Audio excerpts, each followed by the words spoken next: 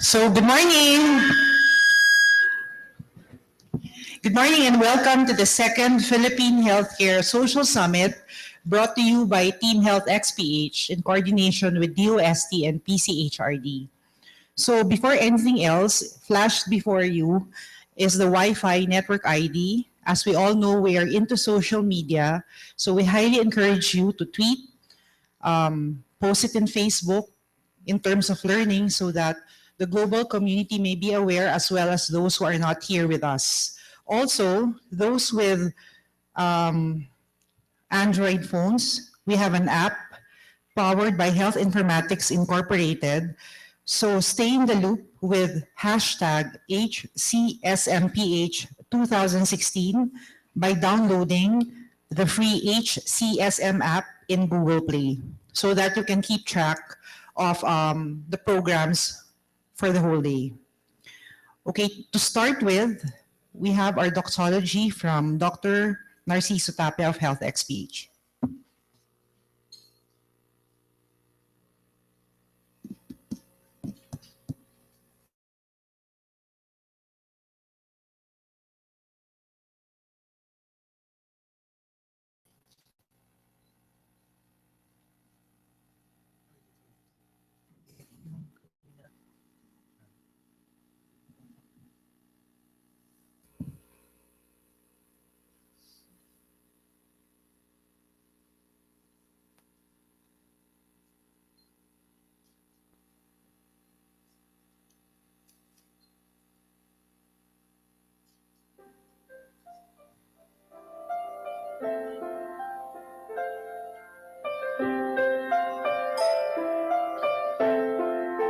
Sikat ng umaga,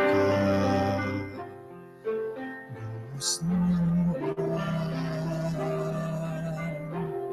simoy ng dapit hapon, siman ng buwan,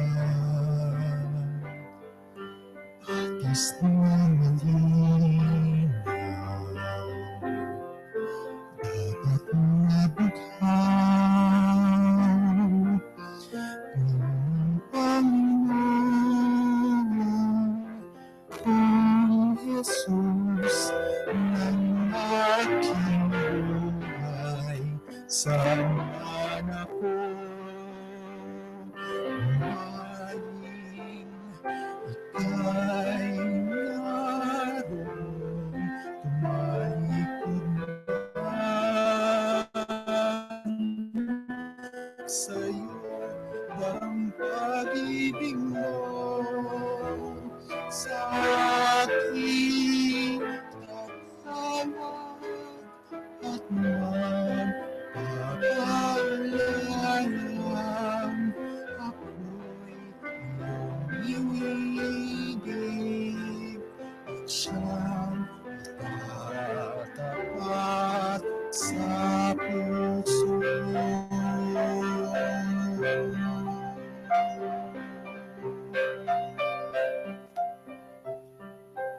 tingin mong kaibigan, uyayin pag-asa ng mga bisig ng dukha. Ilaw ang takot,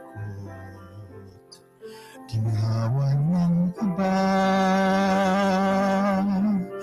Gayon ang Panginoon kung Jesus ng aking buhay.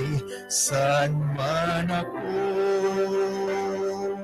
bumaling, ika'y naroon. Tumalikod man sa'yo, dakilang pag-ibig mo sa aking tatawag at magpapalalang ako'y iyong iniibig at siyang itatapat sa puso. Saan man ako umaling, ika'y naroon. Tumalikod man sa'yo, dakilang pag-ibig mo sa aking tatawag at magpapalalang ako'y iyong inibig at siyang itatapat sa puso.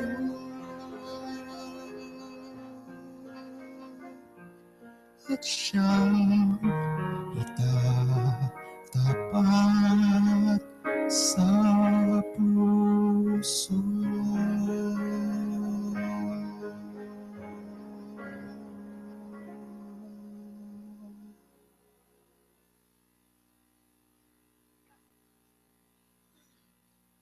All remain standing for the Philippine National Anthem to be sung by Dr. Helen Madamba of the Health XPH.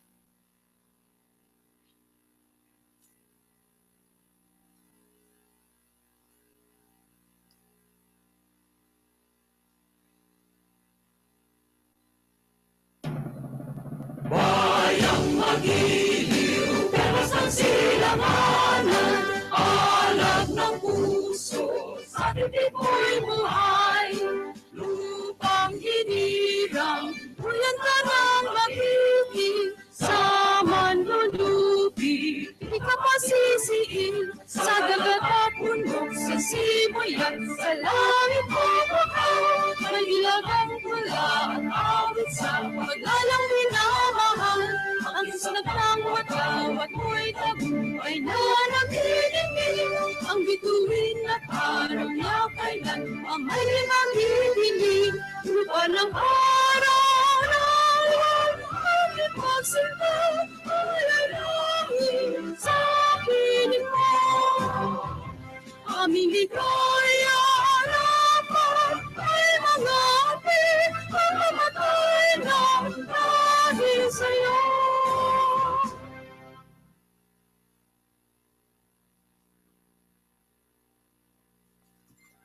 Okay, let's all sit. So I hope you're all blessed by Dr. Tapia's beautiful voice. And welcome again to the second Philippine Healthcare Social Media Summit. I am Dr. Gia Season of Health XPH. So to start and give us our opening remarks, may we call in our beloved Dr. Merlita Opeña.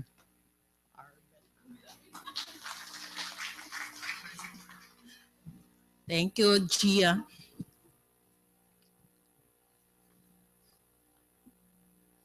Distinguished guest, Dr.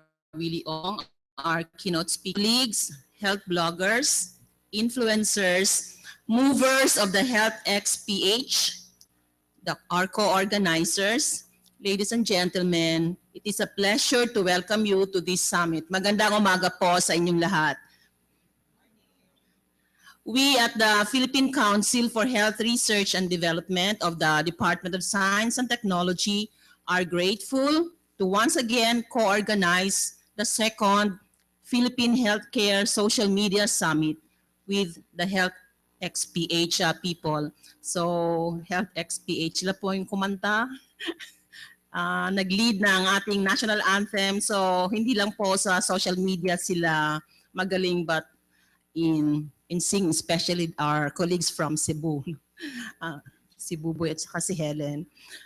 From the previous summit, we witnessed how Filipino healthcare professionals brought to another level the discussion of healthcare issues in social media.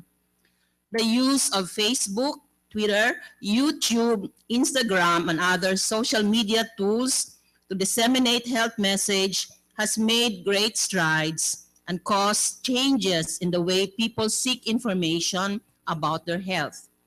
Last year, we produced a manifesto that guides healthcare workers on how they should conduct themselves professionally in social media, upholding the responsibilities and the rights of their patients. In today's summit, themed Social Media and Healthcare from Click to Brick, we would like to translate tweets and retweets, shares and likes to concrete actions that can transform healthcare. As we become more familiar with the role of social media in healthcare, we should also become more aware of the implications that surround their use. The issues on privacy and confidentiality, professionalism, relationships, and ethics. Inarguably, social media is transforming the nature of health-related interactions. And so, we need to position social media use in a way that it will yield greater public health outcomes.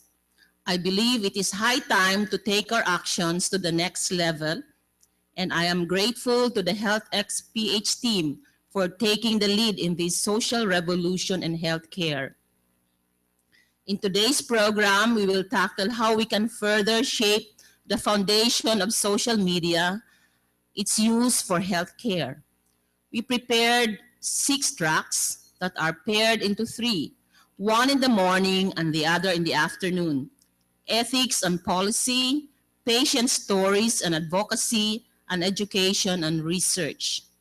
Each track is a workshop where participants are expected to come up with an output.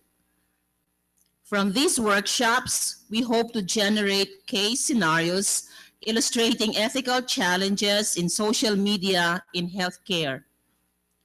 Patients' manifesto for social media, learning plans using social media tools, social media policy draft, list of best practices and using social media for health, and a pre-proposal to conduct health research using social media.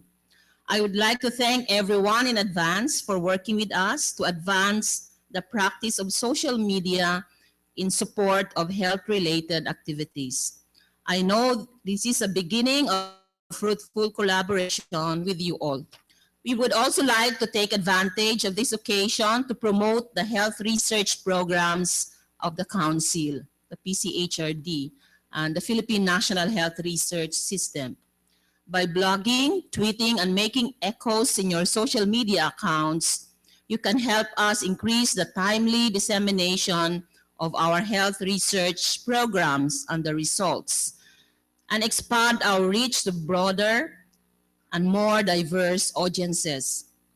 Please do like us on Facebook, /DOST-PCHRD, and follow us on Twitter at DOST_PCHRD.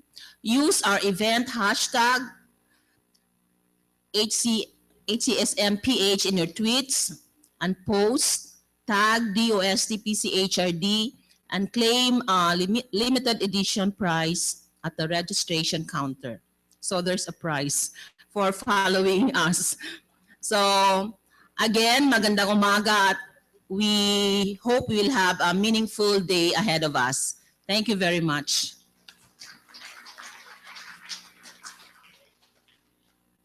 Thank you to our beloved Ma'am Merle. And to formally open with our keynote address, we have a former consultant from the Department of Health, and he's very active in social media. And again, our beloved Dr. Willie Ong.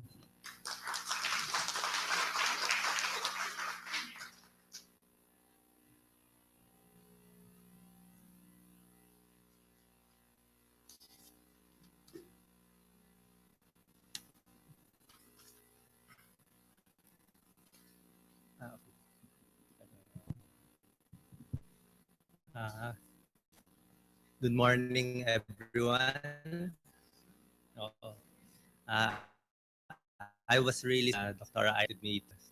Anyway, at mga colleagues natin dito, kay Helen, Remo, Jonas, Yusek Ted, my boss before, Dr. Jimmy Montoya, Buboy for that nice song, and everybody, of course, Gia. Siguro po, I'll just share with you what I'm doing in social media. Kasi I'm sure lahat naman tayo dito, we want to help the country, we want to make some changes, and we feel so helpless. Maybe 20, 30 years ago when I was a student like you, lahat tayo helpless eh. Even with the elections, we feel so helpless. We want to save the poor. We want to save kidney patients, heart patients. Wala tayong magawa eh. So I'll just be sharing with you what I did. Siguro para maging mas interesting, siguro mas maganda parang how to get 1 million followers in Facebook, something like that. I'll give you the secrets kung paano ko ginawa and which you can use as a template for your own. Okay. So ibibigay ko lahat nung na-ituro ka. Next slide, please. But I'll be using my experiences with your indulgence. Okay. Parang ito kasi mga advice ko sa mga students when I see them. For me kasi medyo this will sound weird, but for me kailangan mahanap niyo yung purpose and your mission in life. Para sa akin, when you were born, when you were still a baby, alam niyo na eh, God placed that mission inside your heart and you knew it before. However, when you were born, you forgot about it. And your mission is to find that purpose. Ano yung blueprint mo? When you find that goal, everything will be easier. Kailangan mahanap mo yung goal. Para sa akin, when I was young, 5 years old, I really wanted to help the poor, but I didn't know how to do it. Alam ko lang, I want to be a doctor for the poor. I want to help without agenda. Ganun lang. But the problem, when you do that, you will get depressed. Di ba? You can't do it. Di ba? You can't do it. So, second, you have to think out of the box. Yung current solutions natin ngayon, of course, it's not working. Di ba? 50% of the people, they cannot see a doctor. 50% of Pinoys, they die without seeing a doctor. Ang dami natin mga problems. So, kailangan natin kakaibang solutions. Hindi na pwede yung present solutions natin. And in 2004, nagkaroon tayo ng problem sa health profession at that time. There was a crisis, there was brain drain. And a lot of the medical experts were saying, ang problema kasi yung media eh. Media, hindi tayo pinapakinggan. They don't feature our advocacies. That's why we cannot do what we want. Kaya naisip ko noon, why not become the media? Diba? Bakit hindi tayong maging media na lang? So we have access to them. Diba? So, next slide please. I had this painting commissioned by Thomas Dakiwag. Yung pinaka-essence of health professionals. Eh. Siyempre, panata ko, bayan ko. Ito naman talagang pinaka-core. Eh.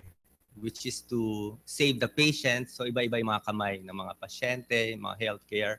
And of course, our goal is to inspire people to find their mission para makatulong tayo sa maraming naghihirap na Pilipino. Next slide.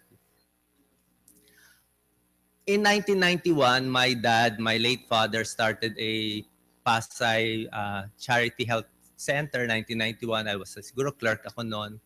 And he started this, kumuha sila ng funds, I think around ₱1,000,000 to start this. And we were seeing around 300 patients every 2 weeks, every month. And this started 1991. Next slide, please. Hanggang ngayon. So it's been 25 years. We're seeing ang budget namin dito around 40,000 per month, sponsored by PhilChai, mga Filipino-Chinese businessmen. May records yung mga patients. Si Iris dati dumadalaw siya dito. Meron tayong specialist care. And we had several patients operated. Nabigyan namin ng pacemaker, yung iba na pa-operahan namin. So tuloy-tuloy. And some of the kids we're seeing before, ngayon adults na sila. So yan lang. Walang publicity, no, nothing. Masarap lang kasi gawin eh. Kasi feeling ko yun yung purpose ko. Next slide, please. Background lang on, ito kasi spectrum eh. From public health to clinicians. Some of the medical doctors, masanay sila dito sa right side, sa treatment, di ba? Pero when I went into public health, nag-aaral kasi ako ng public health sa UP Manila, nandito naman yung nasa left side na importante din, primary prevention, secondary prevention. Sometimes there's a problem that people in the government, Department of Health, focus lang nasa left, kulang sa right. But there are people who can span all of this. Like, siyempre, tayo nandito, Yusek, Ted, Jonas, alam nila to. We want the whole thing para hindi tayo blinded. Next slide, please. Iba yung speech ng nasa kaliwa, di ba? Clinical approach. Iba yung speech ng sa kabila. So, parang may information asymmetry. And actually, the language is different. Iba yung code word. Yung sa kabila naman, mga TKO, patay bulate, or something like that. Iba-iba yung mga language doon, IEC, dito, DKA. So, kailangan alam mo both sides. Next slide, please. Noong 2004, nagkaroon ng, I think around 10,000 doctors shifted into nursing. Sabi ko, parang may problema ata. Why did 10,000 doctors go into nursing? And PMA said, mawawala na ng mga doctors. Sabi ko, maybe I have to do something. So, gumawa ko ng mini convention and 300 doctors came.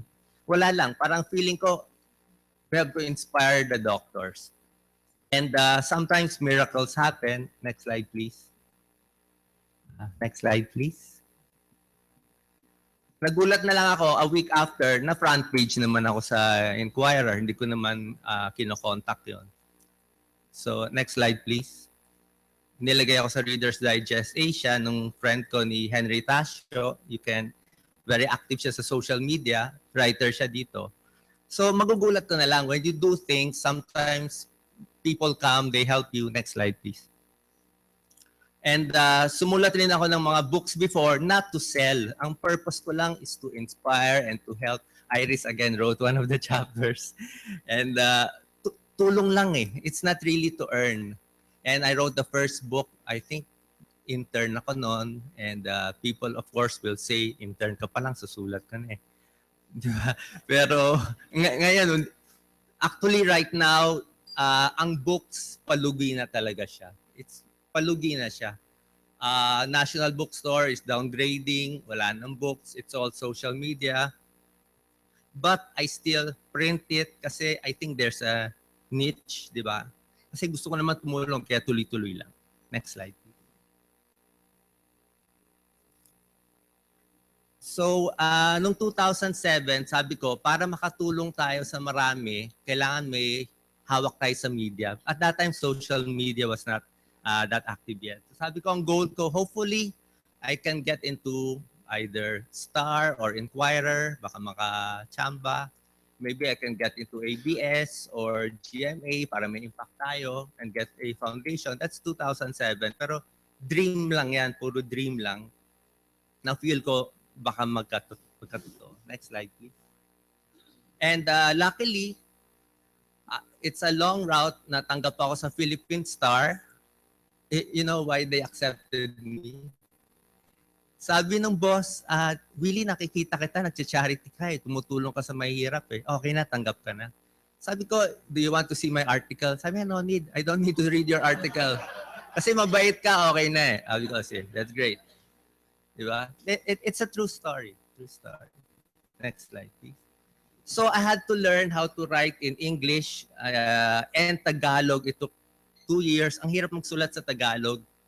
But you need to learn. Sa mga nakikinig, kailangan po Tagalog. Kasi if you write in English, only the AB crowd can understand you. If you write in Tagalog, you get the whole crowd eh. A to E. Malaking scope eh.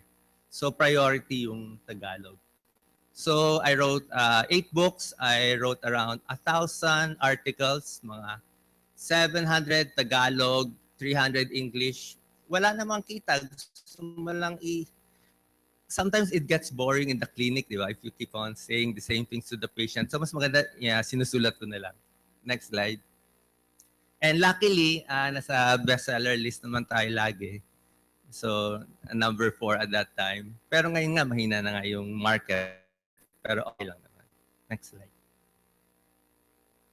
When I started on television, ang hirap kasi I started in RJTV. We spent a lot. You have to learn pre-production, production, hosting, ang gastos, and hard to get guests. Pero okay lang. It's another skill. One of my mentors, ang nagturo sa akin si Boy Abunda. May hosting si Kuya Boy. Sobra bait si Kuya Boy. May hosting class siya sa ABS. Sabi niya, Willie, mayroon kang niche. Ito gagawin mo.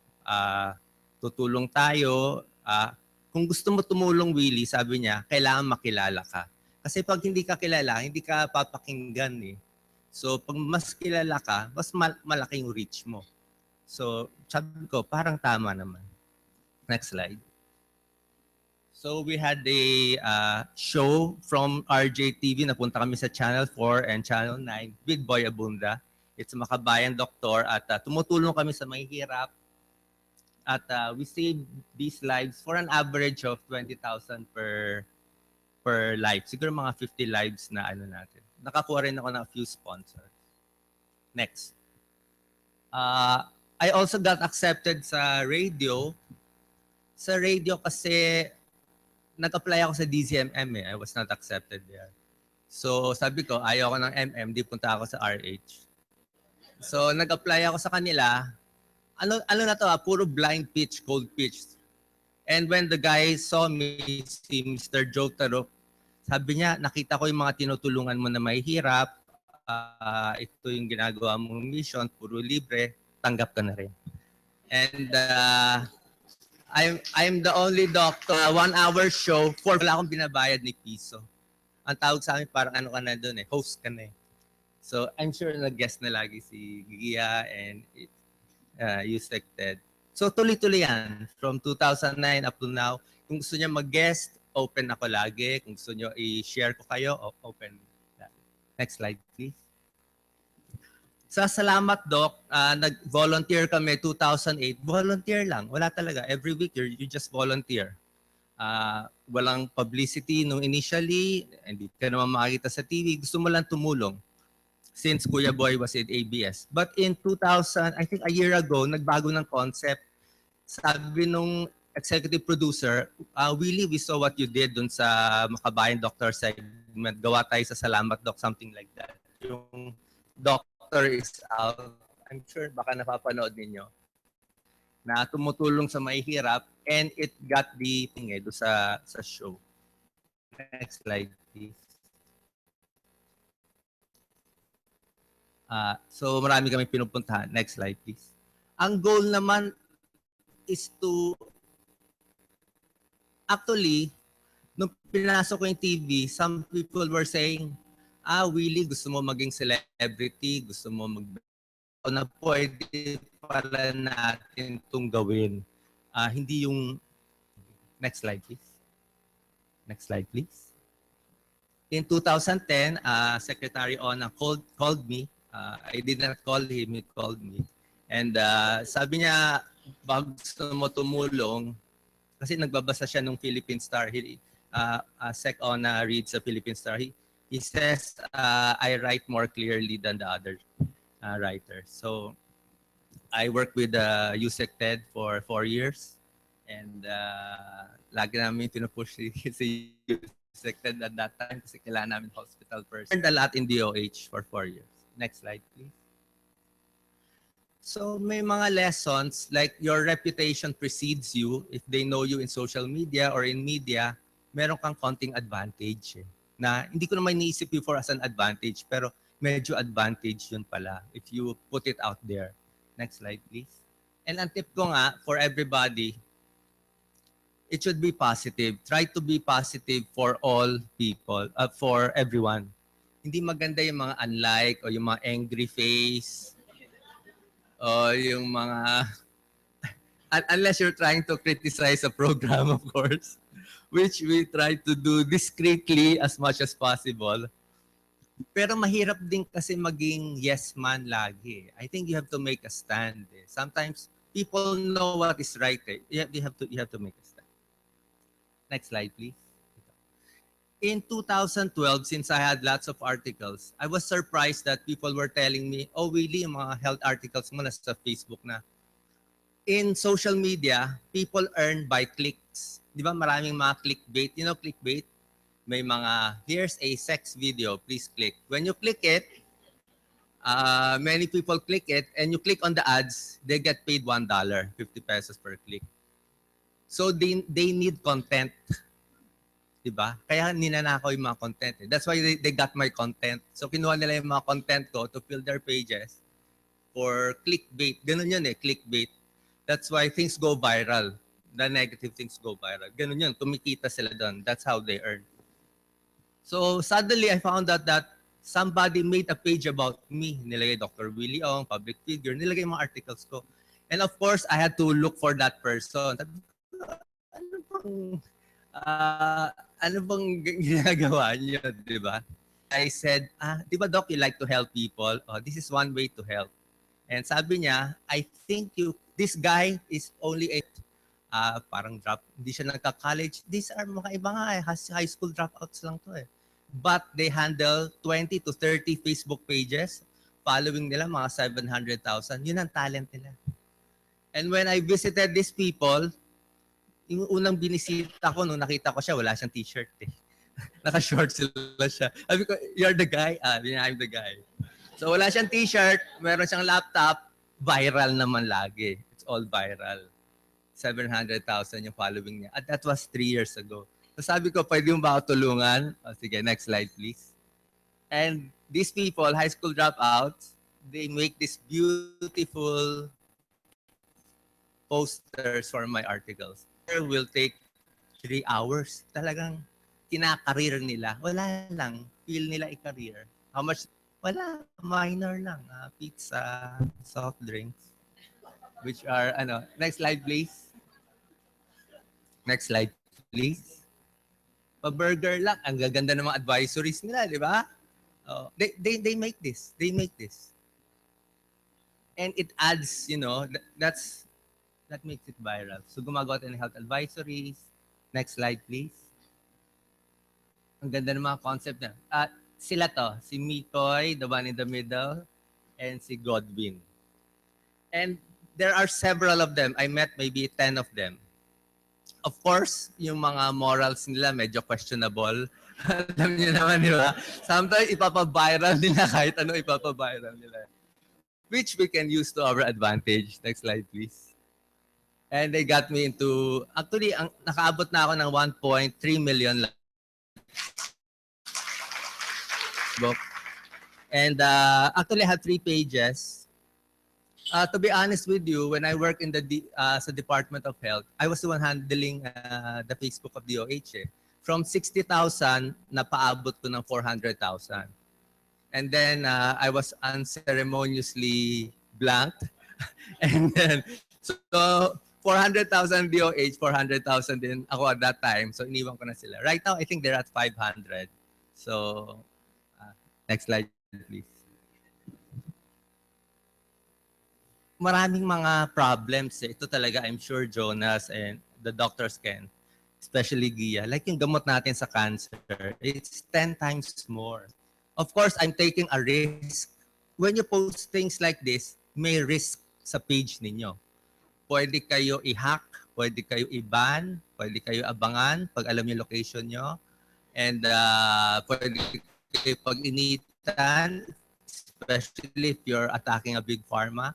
Issues yan, pero take a risk. So, grabe yung mga cost ng cancer meds. We have to do something to put it down kasi 10 times more. In other countries, 10,000 lang one course. Sa atin, 100,000.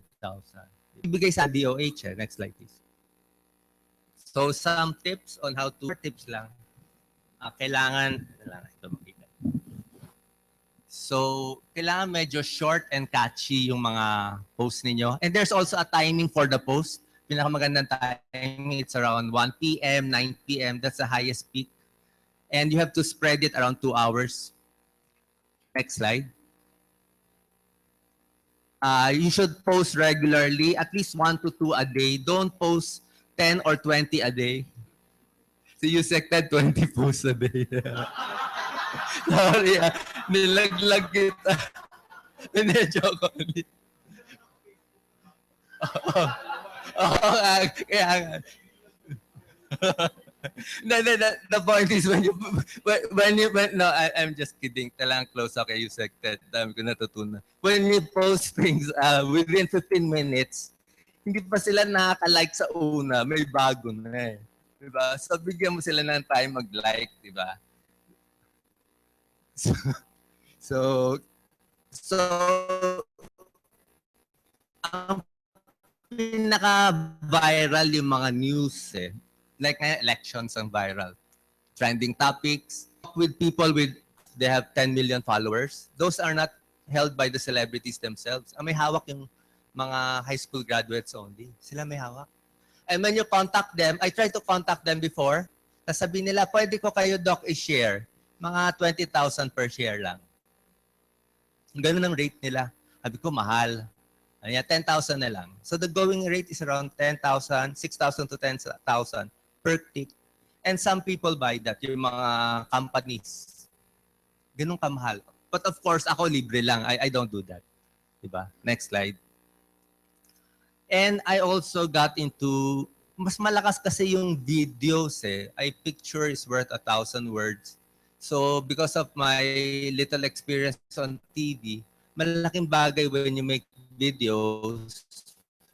I have around 460 videos already. Matrabaho siguro pagising mo sa umaga, ito yung topic for the day to attend ng video dito. And luckily na I have around 14 million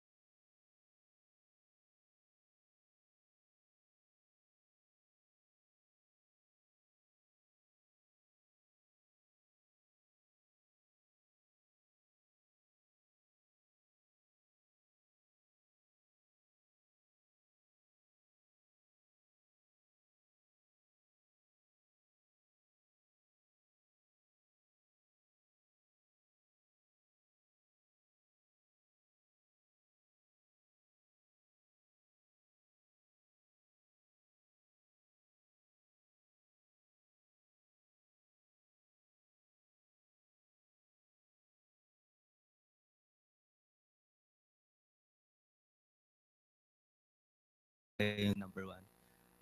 Find mentors, the use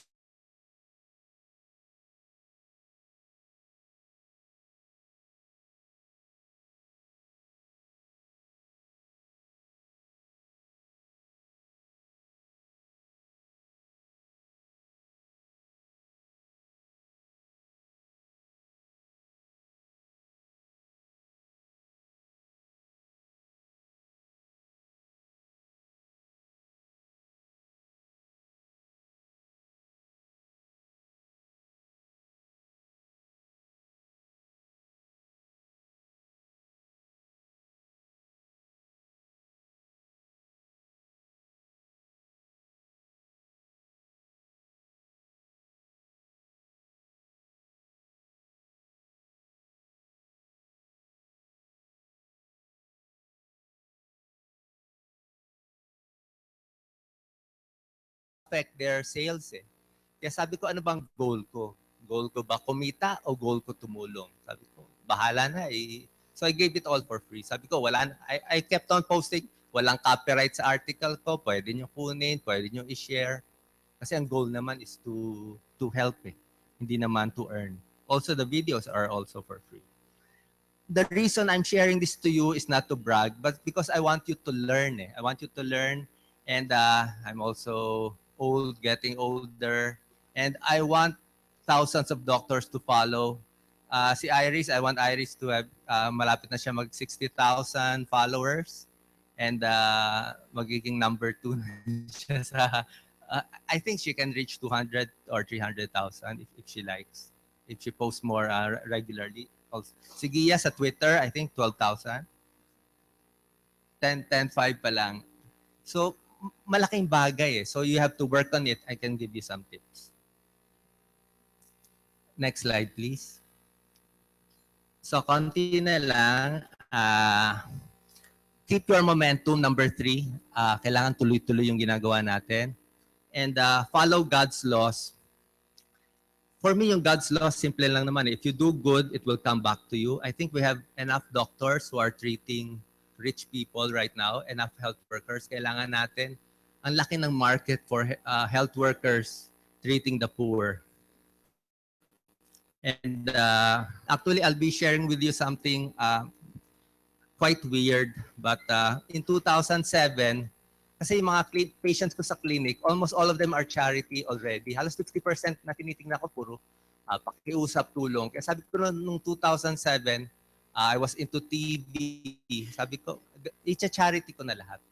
So by 2007, I not charge any single patient. Lahat ng makita ko, libre na.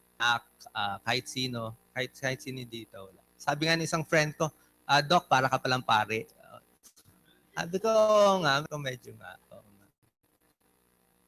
I thought I would lose money, so sabi ko kay Doc Lisa, tipid lang tayo. Tours namin.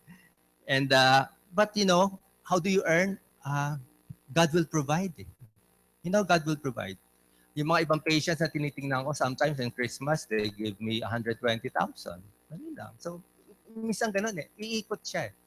God will provide. If you just, kasi we have to do things differently right now. Hindi na pwede yung old style.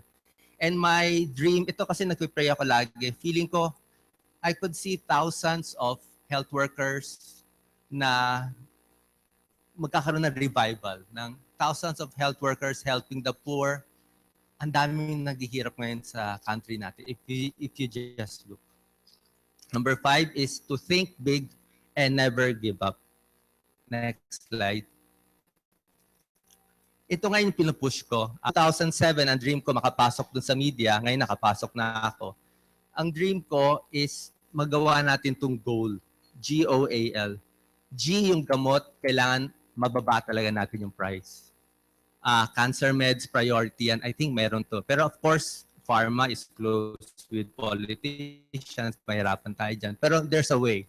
Number 2, operations, routine operations for thyroid, mga basic operations should be done free. Ang daming hindi na-operahan. Praise should be timely and effective. I'm dreaming of a time of Secretary Flavier. Kung naalala niyo si Senator Flavier, talagang yung mga advisories niya talagang spread sa buong country. Diba? Talagang kalat na kalat. We need that kind of advocacy. Yung ganun kataas yung level niya. And basic lab tests, like outpatient labs, should be free. You won't believe, but I get around siguro 1,000 requests per lahat. Doc, mamatay na. Doc, ikaw na lang pag-asa. Maybe 10,000 questions a day. Siyempre, hindi ko na masasagot. But hindi ko na masasagot. It's 10,000 eh, sa dami. Pero we have to do something. We cannot just let all these poor patients die, di ba? Ano ba? What do we risk? We risk getting criticized. Ito yung purpose natin eh. So ang goal ko to save 50,000 lives. Next slide, please. May strategy tayo. If Gawad Kalinga can build a house for 50,000, we can save a life for 20,000, even less. Alam to ng mga surgeons natin. Diba? So may foundation tayo. Next slide, please. Simple operations. Alam to ng mga surgeons, yung mga thyroid, neck, yung mga savable to, myomas, bleeding. You can save these people with 10 to 30,000, depende sa... I think we can get donors for childhood surgery. In 2007, I raised around 1 million and we saved around 50 lives with that TV show. And right now, kinocompute ko at 1 billion, we can save 50,000 lives. Hindi magagawa, pero hindi ako naniniwala ng impossible dream. Next slide, please. So ito yung goal ko. Binago ko na hindi natuta. Achieve the goal, save 50,000 lives and thousands of doctors. Nothing is impossible with God. Last na lang, I'll share something.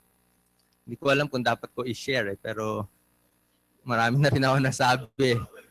Go na. Sharing, di ba? Helping to. Hindi, ano to, praying Kailangan kutub mo tama. Basta, if it comes from your heart, it will go viral.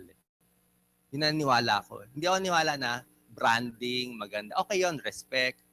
It's really love. Pag na-feel nila yung love mo dun sa patients, magba-viral siya. Dapat authentic. Authentic.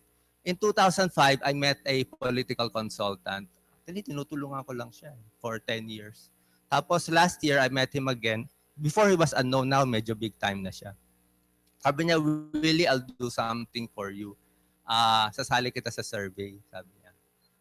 So, sinabi niya, survey is 200,000 I'll give it to you for free. So, sinali niya ako doon, 3,600 respondents, Luzon, Visayas, Mindanao. And lumabas ay 6% favorability yung akin nationwide. And 12% in Metro Manila. Pero malakas pa rin yung TV. Pero ako wala akong plano sa politics. Gusto ko lang makita yung numbers, kung may impact, kung mako-convince ba natin siya, kung ma-change ba natin yung minds nila. And itong following and favorability is passable. I can pass it to other people. I can endorse other people. Habang buhay pa tayo, i-endorse natin para, kasi mamaya ma-hack lang yung page ko. So, ipapasa ko na sa inyo yung mga So, ganun lang. It's doable. It's, ituloy-tuloy lang natin. And all the people here, I know have the right intention. Lang. And of course, I love, ginagawa naman natin ito for the patient, and especially we love the doctors because the doctors will cure thousands of patients. So today, I hope to awaken that spark in you na it was there when you were born. Sana mahanap niyo itong goal. And when you find that mission, that blueprint, you can do miracles. Thank you very much.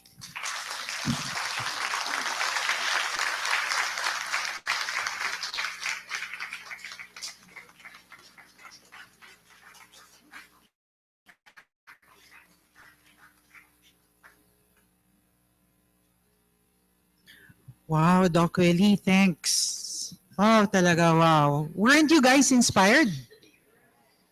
Doc, thank you. Our thank you comes from our heart.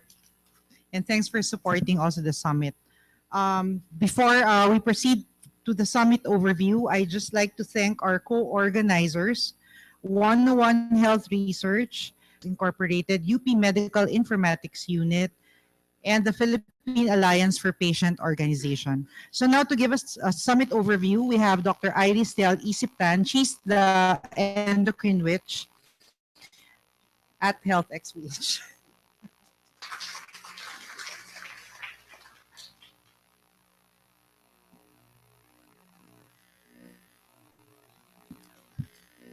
Parang feeling ko anti-climax yung summit overview ko. Thank you very much, Doc Willie, for that very inspiring keynote address. So I'm very happy to see that the room is full. Our hearts are full at Health XPH. The story of Health XPH started in 2014. 4 doctors met online. Dr. Narciso Tapia, Dr. Gia Sison, Dr. Remo Aguilar, and myself. And then last year we met Dr. Helen Madamba. This is only the fourth time that we are all together, the five of us, in a single place. Most of the work that we do, organizing this whole thing, has been done online, on social media. So every time we get together and we see all of you here with us, we feel very happy as well. So today we have 6 tracks and they will be paired. I know that people are tempted to cross tracks. That's okay. We want you to enjoy the summit. So track 1 will be on ethics, track 2 will be patient stories, and track 3 will be education. So we have breakout rooms, meeting room 7 and 8, where you will be at the back of your ID. For example, for us, the track on education, it's going to be here in this room. Okay? So on the board, I have the outputs that we would like you to have at the end of the day, because at the end of the plenary, so we will select some lucky people to actually be here, share what they have done through the day. Okay? The theme of the social media summit is from click to brick. Why? Because we don't want to be keyboard warriors. We've gotten our marching orders from Doc Willie Ong. Our mission is to actually help. So we want to do something concrete today. We understand that a day is so short, so we are relishing our connections today. Diba? Social media is about networking.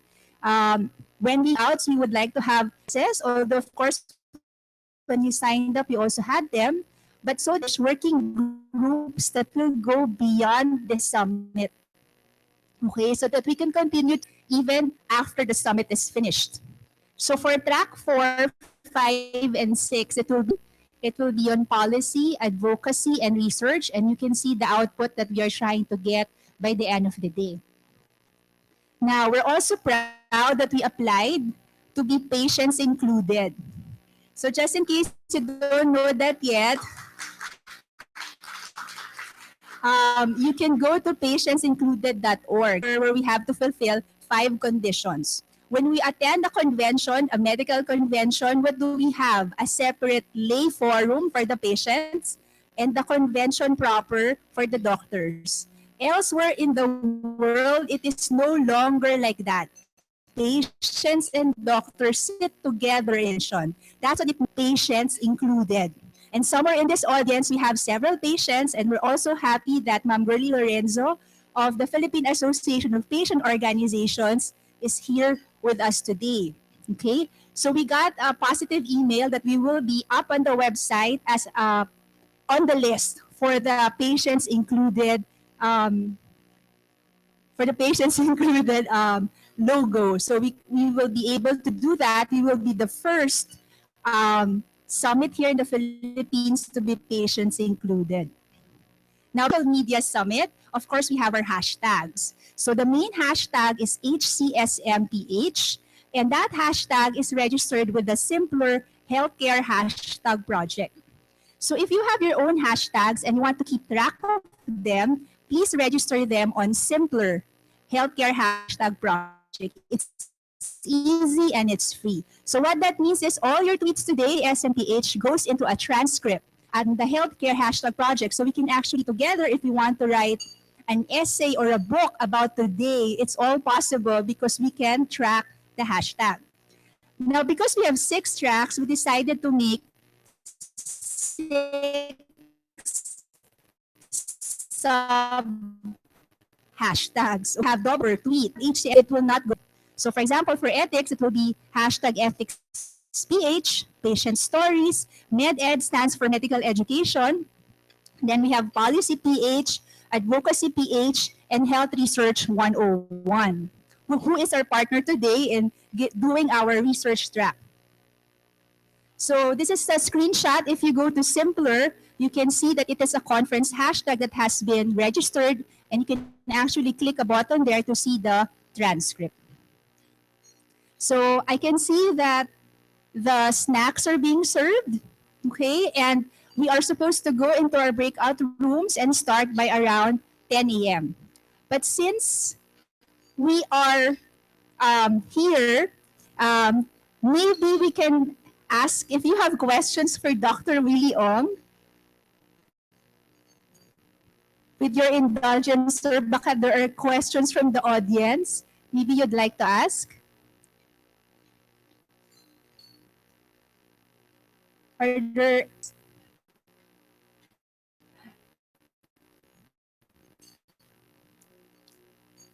there are mics?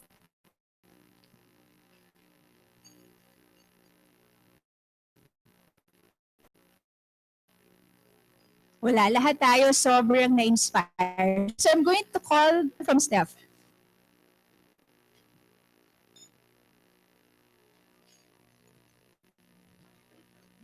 Good morning again, Dr. Ong. Of all the social media platforms that you use, which is the most, which for you has the farthest reach, and how do you maintain this? Yes, thank you, Steph, for that question. I think for our audience, you have to try all.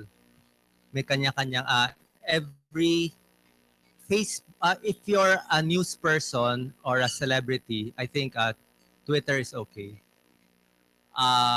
If you're not a celebrity, you just want things to go viral, Facebook is better. Facebook is somehow like Instagram. Medyo same ang following. But you have to try everything and see what works. My Twitter following around 11,000. Instagram around 58,000. And the secret to getting more following is to have somebody with a high following share your post. That's the only way to increase. If you only have 500 followers, no matter if you post 10 posts a day, no matter how 500 cannot increase it. Somebody like with 10,000 followers to a page with one share, kaya yun. Kaya mo ipasa. May secret how you want to endorse. So yun a secret. And people here can write me if your posts are acceptable. I'm willing to share it for free. Di ba? Siyempre tayo, tulong-tulong tayo dito eh. Libre lahat. Yes, Jonas. I really thank you for that inspiring message or talk. You mentioned that at one time you were the, what do you call that, administrator Yes. of the Facebook of the Department of Health, Yes. right? We are in PGH, and one of the things that we're thinking was putting up a Facebook page for PGH. The concern sometimes is Facebook is like a public domain wherein Yes. people can just sometimes write comments, or that can become, it become the purpose Agree. of the Facebook is trying to enlighten them or trying to inform, but sometimes Facebook becomes like a battleground in a way. Okay. How do you balance that? Yeah. Thank you, Jonas, for that question. Actually, mahirap eh. I only showed you the good parts of getting 1 to 2 million followers. There are many bad parts. The bad parts, you can post something very safe, but it can go negatively viral. So you have to monitor your posts. Alam ko na, ako kasi, I've been working on this for 4 years. Alam ko na which topics can go viral and which topics you should never talk about. Pag-usapan ko yung mga topics you should never talk about. Marijuana, landmine, LGBT. I mean, kung lalabas ka ako kasi pro LGBT, okay yon. Lalabas ka as pro. Sa marijuana, mahirap siya. Elections. Things na you should never post about na delikado eh. It will go negative. If you only have a few following, okay. Pero pag maraming following, delikado na siya. In PGH, that's a problem. You need someone who knows how to post, and sa tingin ko branding eh. First, you have to brand PGH, and there's a way to limit the comments eh. May secret doon eh. For example, people are always saying, meron nagko-complain sila or mga bad words. Ilagay mo yung filter sa strong words that can hide the message before it appears. Let's say meron mga bad words or bulok, mga ganung words, di ba? O ganyan, o complain, o o pera, yung mga ganyan. So, naka-hide siya. And if you want to unhide it, that's okay. Because one negative comment, if somebody bashes you, tuloy-tuloy na yung bashing. It's tuloy-tuloy na yung praising. So, meron na ako mga folder, these posts are good, positive. These posts are risky, but if it goes viral, you'll get additional 2,000 likes. So, medyo parang gay. So, ganun yun eh. So, what may feel. I can help you with that kung ano, yung branding ng PGH. But I think maybe the other media would be better. I think you would get thousands of requests, which we cannot. Let's say we're worried in PGH. Maybe if they say PGH, Facebook, then obviously you have to mention that is the official Facebook of the Philippine General Hospital, because sometimes some people will create. Ano. So what if a patient, let's say, what we're seeing is, okay, that Facebook will become like the venue for patients probably inquiring. That's good because we want to disseminate information. But knowing the Filipinos, that can be a place where people will ask help, complain, and then then this can sort of like become viral, and Correct. it's hard to manage it. So I guess my question is, for social institutions like this, is Facebook a safe or a relatively effective venue? I think it is safe if you start it, and if you have maybe less than 20,000 followers, it's still safe. Konti lang naman. 20,000 cannot go that viral. If you need help, Jonas, you can just contact me. Ako na lang, I will post your advisories and help para bigyan ko kayo free. Actually, age ko, I can carry many at no expense to me. I can carry your advocacies. Let's say, like the other time,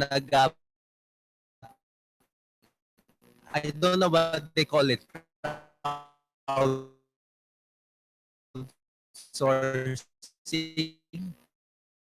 Nag-crowdsource ako ng ilang microcephaly. Nakuha ko ng 20 microcephaly. At 3 days ago, nag-crowdsource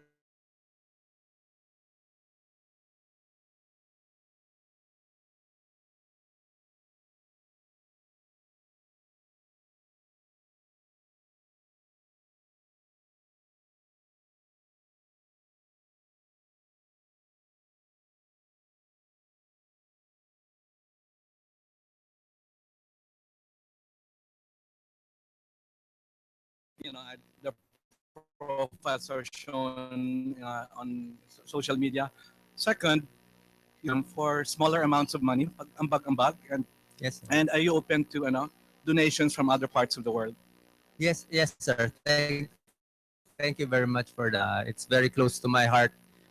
Kung yan lang isang magagawa ko, okay na yun eh. Kasi alam mo naman, we don't need awards, we don't need posts. Ang gusto na natin, you save a life, then you can sleep better at night. Hindi ka na next day. And amount of donation is okay. 20,000 is just they get into complications complications, blood donation, biopsy, chemotherapy for a thyroid mass. So nagmamahal. So on the average around 20,000. Of course, if I do this, may risk na sasabihin nila, ay si Willie kumukuha ng pera, ay ganyan, ay ganyan. Feeling ko I can take the risk naman eh. So what have I got to lose? Hindi kasi maraming humihingi ng tulong, maraming mamatay na. Hindi ko pwedeng ipikit ang mata na sabihin, sorry hintay tayo sa 5-year program ng DOH bago abot sa'yo. Yung 5-year program, pabago-bago naman. It doesn't really matter. Ay, USEC. Ay, last question na si Dr. Thank you for your Rosales. question, sir. First of all, thank you.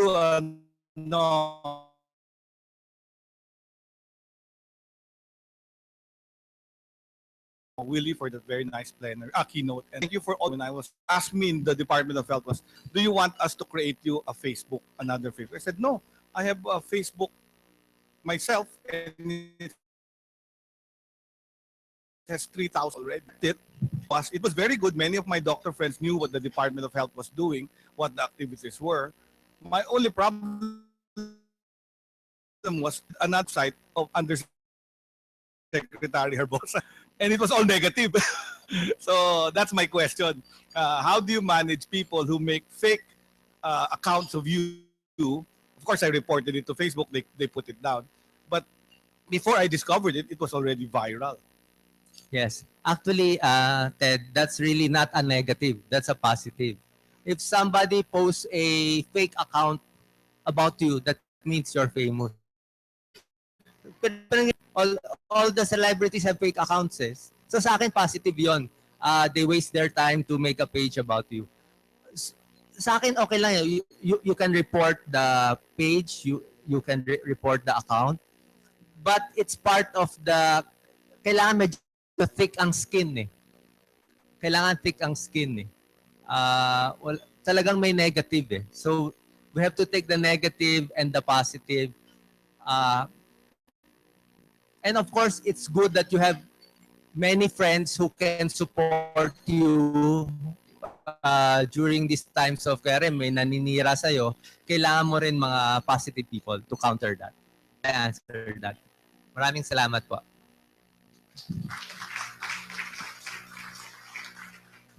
Sir, please stay. We would like to give you, Dr. Willie Ong, a certificate of appreciation from PCHRD and Health XPH.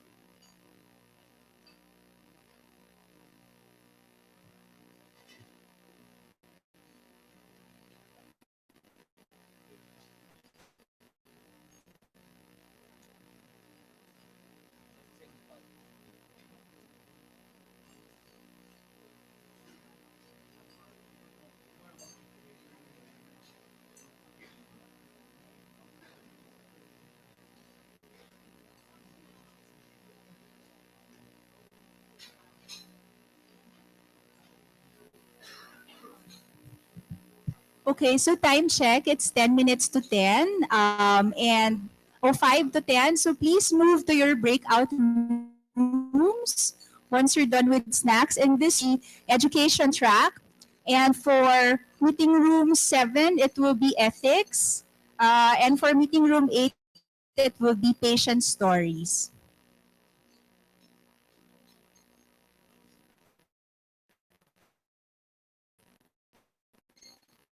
You can bring your snacks.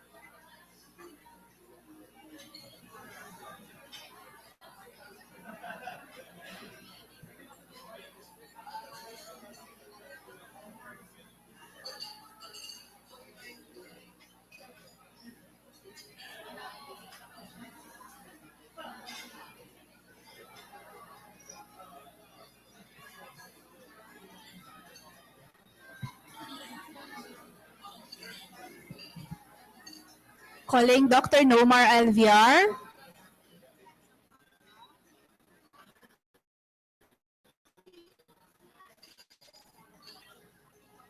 Nomar Alviar.